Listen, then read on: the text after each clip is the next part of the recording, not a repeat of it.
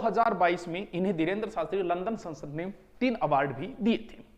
अब बात करते हैं कि बागेश्वर वैसे जिसमें स्वर आ जाता है वो शिव के उपासक होते हैं, लेकिन इन्होंने बताया कि हनुमान जी महाराज का ऐसा कहते हैं, इन्होंने बताया कि 350 लगभग 320 साल पहले यहाँ मूर्ति प्रकट हुई थी और वो उनके दादाजी जो पहले सेवा करते थे उनको आशीर्वाद भी दिया था कि आपका नाम पूरे भारत के अंदर फैलेगा। हनुमान जी ने उन्हें आशीर्वाद दी। इस प्रकार की बातें इन्होंने खुद ही बताई थी इंटरव्यू के अंदर। सत्यनारायण की एक कथा करते हैं, ठीक है। अब बात ये आई, आपको बता दिया कि नाम बोलते हैं, ये नाम बोलने के बाद उसे बताते हैं, समस्या का समाधान भी बताते हैं, और वीडियो देखे भी होंगे आपने।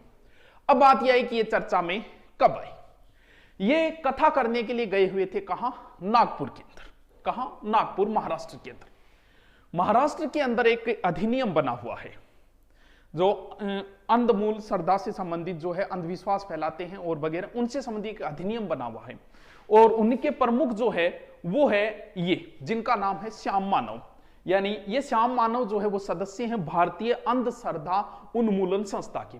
यानी महाराष्ट्र में ऐसा कानून है कि आप जादू टानो वगैरह ये नहीं कर सकते।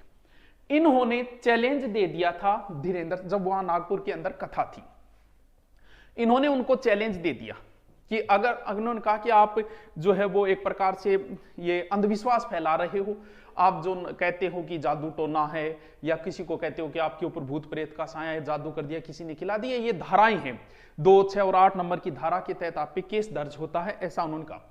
अगर आप बता सकते हो तो फिर हम, इन्होंने कहा है ये चामानो कि अगर आप बता सकते हो तो फिर हम आपको 10 आदमी देंगे, आप उनका डिटेल बता दो, फिर एक कमरे में 10 चीजें रखेंगे, और आप तो कृपा होती है तो आप बता दीजिए कि ये 10 चीजें रखी गई।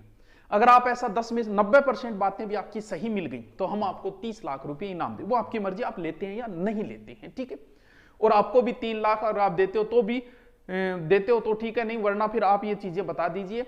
अगर आपकी 90% बातें सही मिली तो मैं इस संस्था जो 40 साल से कार्य करे, मैं संस्था को बंद कर दूंगा और मैं जो है वो आपसे माफी मांगूंगा, ऐसा इन्होंने कहा है जो प्रमुख है, ठीक है।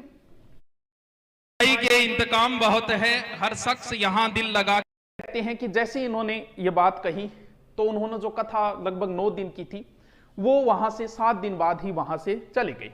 इन्होंने कहा कि आप यहां से कैसे, मतलब भाग गए आप यहां से जब हमने आपको चैलेंज दिया। तो इधर उनका ये कहना था कि हमारे गुरुजी का जन्मदिन था तो 2 दिन हमने यहां से कम किए और 2 दिन आगे जो कथा उनमें कम करके हम उनकी तैयारियों के अंदर थे। और इन्होंने कहा कि अगर आपको करना है तो कोई बात नहीं, आप आइए वहां पर और हम आपको चैलेंज का, आप जो भी कर रहे हो मैं एक्सेप्ट कर रहा हूं। इस तरीके की बातें आपस में चली। अब इनका अभी वर्तमान में धीरेन्द्र शास्त्री जी का जो है वो प्रोग्राम चल रहा है छत्तीसगढ़ रायपुर के अंदर। ऐसा कहते हैं कि वहां लगभग 4 लाख लोग आए हुए थे। उन्होंने वहां पत्रकार थे 30-40, क्योंकि वर्तमान के अंदर तो चर्चा में तो सारे पत्रकार भी गए हुए थे, लगभग 30-40 मीडिया वाले वहां थे। उन्होंने उन मीडिया वालों में से कहा कि आप डिसाइड कर लीजिए, कोई एक यहां आ जाइए और मैं उनको बता दूंगा। वो डिसाइड नहीं कर पाए तो उन्होंने किसी एक महिला से कहा कि आप आ जाइए। फिर उन्होंने कहा कि हो सकता है आप ये सोचिए कि पहले से तय है, आप किसी को बुला लें। वो महिला किसी महिला को ले आई तो उन्होंने बताया कि महिला इसलिए आई है और इनकी ये समस्याएं हैं। और फिर एक पत्रकार को भी बताया, भाई का नाम बताया, इस तरीके से उन्होंने बताया और कहा कि ये मैं बता दिया, लास्ट बार बता रहा हूं, मैं आगे चैलेंज स्वीकार। ये इनकी, देखो ये इनकी अपनी राय है कि वो किसी का चैलेंज स्वीकार करते हैं या नहीं करते हैं, ये इनका अपना वैचारिक मत है। ये मुद्दा बड़ा गर्मा गया। अब अलग अलग प्रकार है, कोई से अंधविश्वास कह के चलना शुरू हो गया, कोई से ये कहते हैं कि हमें बागेश्वर धाम यानी हनुमान शो में भी गई थी। और बहुत बड़ा इनका यूट्यूब चैनल है, इनका नाम है सुहानी सा। अभी एबीवीपी न्यूज पे ये भी चर्चा में आ गई। क्यों? क्योंकि इससे मिलता जुलता कार्य ही ये कर रही है। सुहानी सा अभी एबीवीपी पे आप जाके देख सकते हो, ये इंटरव्यू इनका अभी एबीवीपी पे कई चल रहे हैं। तो ये अभी एबीवीपी इंटरव्यू पे, वहां पे इनका इंटरव्यू भी चल रहा था। इनसे पूछा गया, ये भी ऐसे ही कार्य करती, इस प्रकार से मिलते जुलते। इन्होंने ये कहा है कि ये एक कला है। ये इनके वाक्य है कि एक कला है, ये कोई कृपा नहीं है, एक कला है, एक जादू है, मैं भी ऐसा कर सकती हूं, ये गॉड गिफ्ट है एक प्रकार से। बाकी ये कला है, सीखनी पड़ती है। ये लगभग 500 से अधिक शो कर चुकी है, बहुत बड़े पुलिस अधिकारियों के भी शो कर चुकी है, सेलिब्रिटियों के साथ भी शो कर चुकी है। तो इन्होंने क्या किया कि वहां जो चल रहा था, एक महिला इनके बीपी में वो इंटरव्यू ले रही थी और सामने भी कुछ लोग बैठे हुए थे। तो इन्होंने कहा कि आप भी करके दिखाइए ऐसा। तो इन्होंने क्या किया कि अलग अलग लिए, किसी एक व्यक्ति के कहा कि आप अपना फेवरेट जगह हॉलीडे वाली कि कहाँ जाना है वो सोच लो। तो उन्होंने कहा कि विजय ऐसे नॉर्मल मत सोचना, स्पेन पेरिस, ऐसा सोचो कि जो नया हो। वो पहले ही लिख दिया उसने, और उसने सोचा था अपने गांव का नाम, जो कोई हॉलीडे पैलेस था ही नहीं। और बोले ये देखिए, उन्होंने बता दिया, बोले ये एक कला है, दिमाग को पढ़ने की एक कला है सुहानी शाह के अनुसार।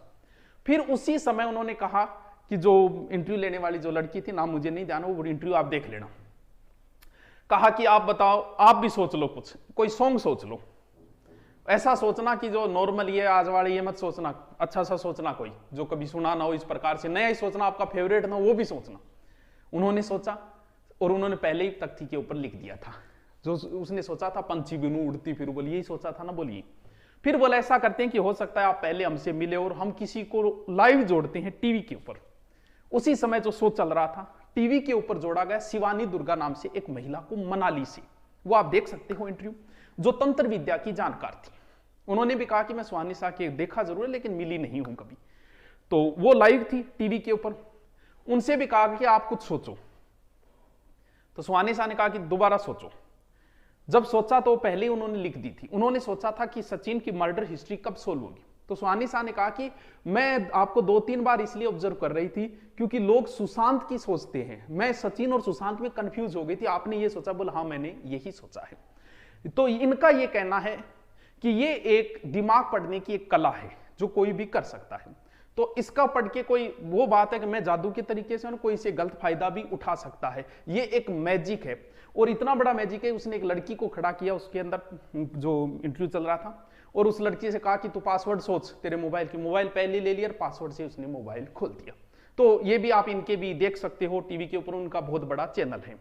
तो मैंने तो आपको बताया है कि इस हिसाब से फैसला आपका है। बात धर्म की बात होती है तो हम किसी पक्ष में नहीं आ सकते, ये आपका फैसला है, आपकी जो भी है। भगवान हनुमान जी रोका कैसे जाए, ना कि कोई वहां कुर्तियम को पेपर दाब के थोड़ी ले है, जबकि इन्हें ये नहीं पता पेपर जहां से बन रहे हैं तुम्हारे वहां से आउट हो रहे हैं पेपर, लोगों को पूरे पूरे पेपर मिले, किसी को डर नाम की कोई चीज